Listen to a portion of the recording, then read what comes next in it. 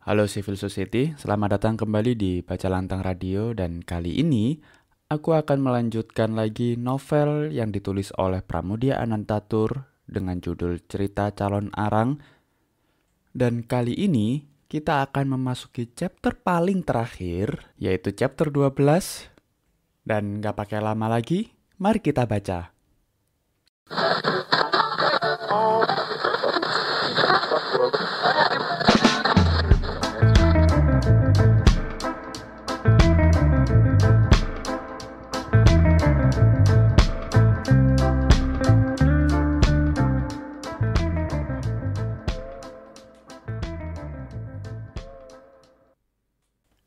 Chapter 12. Kisah terakhir Kerajaan Daha dan Empu Baradah.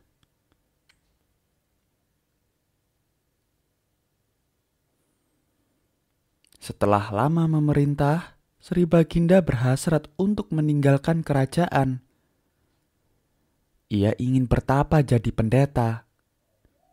Karena putranya 2 orang, maka sangat bingunglah hatinya.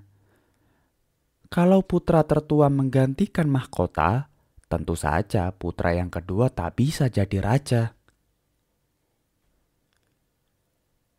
Lama Baginda memikirkan putranya yang bungsu.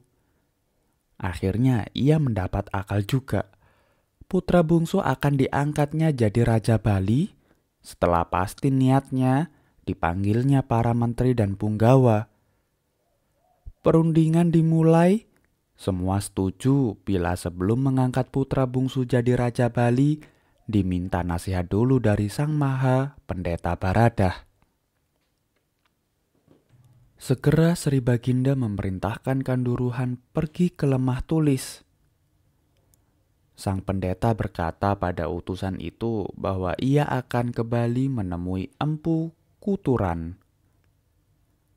Ia akan minta izin empu itu untuk mendudukkan putra bungsu di sana. Utusan Sri Baginda kembali ke Pulau Daha. Sebelum berangkat ke Bali, Empu Barada pergi ke pertapaan Wedawati. "Anakku," katanya, "ayah akan pergi. Agak lama juga barangkali. Ayah harap engkau jangan pergi-pergi sebelum ayah datang. Kalau engkau ada niat hendak pergi, nantikan kedatanganku dan kita berangkat bersama-sama."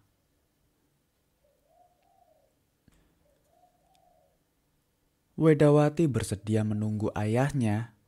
Dengan hati lega, Sang Maha Pendeta berangkatlah sendirian ke Pulau Bali. Dan di Daha, giranglah hati Sri Baginda mendengar berita kepergian Empu Baradah ke Bali. Seisi istana mendoakan agar ia selamat saja dalam perjalanan. Tak kurang suatu apa. Berpuluh-puluh dusun dan kota telah dilalui oleh Sang Maha Pendeta. Akhirnya sampailah ia di tepi laut. Tak tampak sebuah perahu pun. Karena itu diambilnya selembar daun nangka. Daun itu dimantrai. Kemudian ia naik di atasnya dan menyeberangi selat menuju ke Pulau Bali. Setelah sampai di Bali, langsung saja ia ke pertapaan Empu Kuturan. Waktu itu sang Empu Kuturan sedang samadhi. Karena itu Empu Barada harus menunggu. Lama sekali Empu Kuturan semedi. Sehingga Barada jadi jengkel karenanya.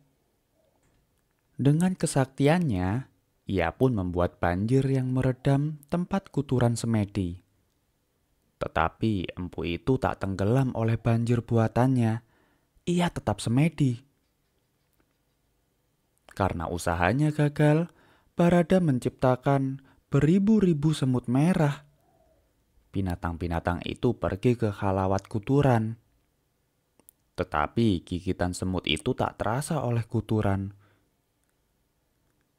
Empu Barada merasa bahwa ia kalah sakti oleh Kuturan. Waktu Empu Kuturan habis bersemedi, baru ia menemui tamunya. Barada menerangkan apa yang jadi maksudnya. Marah benar Kuturan mendengar berita Barada itu. "Begitu?" tanya Empu Kuturan. "Aku tak mengizinkan putra bungsu Sri Baginda Erlangga merajai Pulau Bali. Cucuku sendiri telah jadi raja di sini. Banyak sudah raja yang takluk padanya." Sekarang Barada pun marah mendengar jawaban Kuturan. Segera ia meninggalkan pertapaan itu dengan tiada pamitan. Sampai di pantai, dinaiki kembali daun nangka itu. Tetapi heran, daun itu tenggelam ke dalam air. Kembali ia mantrai, tetapi daun itu tetap tenggelam. Ia berpikir-pikir apa sebabnya demikian. Akhirnya tahu jualah ia apa sebabnya. Ia meninggalkan pertapaan Empu Kuturan dengan tiada pamitan. Itu tidak sopan. Cepat-cepat ia kembali ke pertapaan Kuturan. Ia minta maaf banyak-banyak. Dan Empu Kuturan memaafkan. Dan sekarang daun itu tak tenggelam lagi ditumpaki. Dengan daun itulah ia berlayar pulang ke tanah Jawa.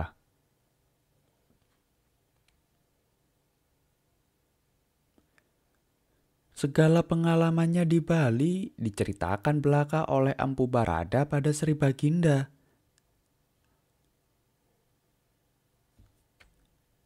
"Bagaimana pendapat ayahanda?" tanyanya kemudian pada Barada. "Tuanku, baiklah kerajaan itu diparo dua. Yang sebelah dinamai Kediri dan diperintah oleh putra sulung. Yang sebelah lagi dinamai Jenggolo dan diperintah oleh putra bungsu. Semua menteri dan punggawa yang hadir setuju belaka. Dan sejak itu kerajaan Daha dipecah jadi dua kerajaan kecil. Sri Erlangga sendiri meninggalkan istana dan pergi bertapa. Empu Barada kembali ke pertapaannya mengajar murid-muridnya lagi. Waktu kerajaan Kediri menyerang Jenggala, Empu Barada juga yang menengahi kakak beradik yang berkelahi itu. Dibuatnya batas-batas yang tentu bagi kerajaan-kerajaan mereka. Perang yang lebih luas dapat dicegah.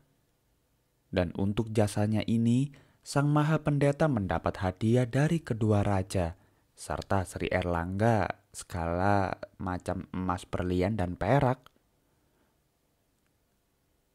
Sesampai di asramanya sendiri, segala kekayaan itu diserahkannya kepada anak yang laki-laki.